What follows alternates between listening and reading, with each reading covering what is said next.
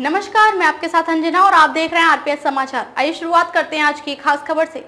पिता की हिरासत में मौत मामला, कुलदीप सेंगर की सजा बढ़ाने से कोर्ट का इनकार, खारिज की पीड़िता की अपील। दिल्ली हाईकोर्ट ने सोमवार को 9 बलात्कार पीड़िता द्वारा दायर उस याचिका को खारिज कर दिया जिसमें उसके पिता की हिरासत में मौत से संबंधित मामले में पूर्व भाजपा विधायक कुलदीप सिंह सेंगर को दी गई सजा को बढ़ाने की मांग की गई थी।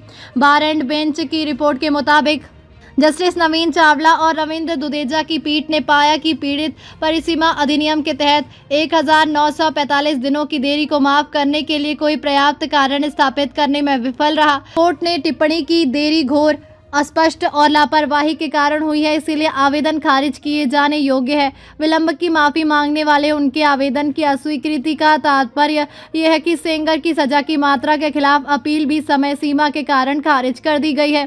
30 हजारी सत्र न्यायालय का सेंगर को दोषी ठहराने और आजीवन कारावास की सजा सुनाने का फैसला मार्च 2020 में सुनाया गया था, जबकि ये अपील सितंबर 2025 में दिल्ली उच्च न्यायालय में दायर की गई थी। कोर्ट ने पाया कि फैसले के खिलाफ अपील दायर करने की समय सीमा मई 2022 में समाप्त हो गई थी। न्यायालय ने यह भी कहा कि अपील समय सीमा समाप्त होने के बाद भी 1199 दिनों की देरी से दायर की गई थी। न्यायालय ने पाया कि उनकी ओर से जानबूझकर निष्क्रियता और लापरवाही बरती गई थी।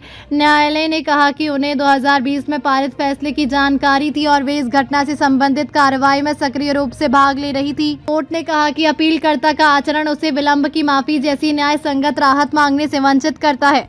न्यायालय ने कहा कि उनकी विलंबित याचिका को स्वीकार करने से विलंबित दावों की बाढ़ आ जाती है और सेंगर के अधिकारों के लिए सेंगर के अधिकारों के साथ अन्याय होगा। कोर्ट ने कहा कि कई वर्षों की अस्पष्ट देरी के बाद दोष सिद्धि और सजा बढ़ाने की मांग वाली विलंबित अपील पर विचार करना आरोपी के अधिकारों के साथ गंभीर रूप से अन्याय करेगा, क्योंकि उससे आरोपी को लंबे समय तक चलने वाले मुकदमे की अनिश्चितता और मुकदमे को समाप्ति के बहुत बाद भी गंभीर दंडात्मक परिणामों की संभावना का सामना करना पड़ेगा। पीड़िता ने मुकदमेबाजी में वित्तीय बाधाओं, दिल्ली महिला आयोग द्वारा उपलब्ध कराए गए आवास से संबंधित मुद्दों, शारीरिक चोटों, धमकियों और उत्पीड़न के आरोपों के आधार पर देरी के लिए माफी मांगी थी।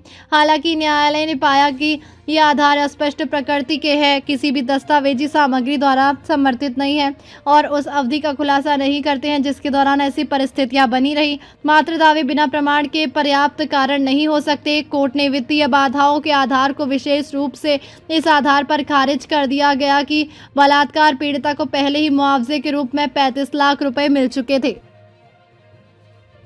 खबरों में अब तक के लिए बस इतना ही। फिर होगी आपसे मुलाकात कुछ ऐसी खास खबरों के साथ। तब तक के लिए नमस्कार और देखते रहिए आरपीएस समाचार।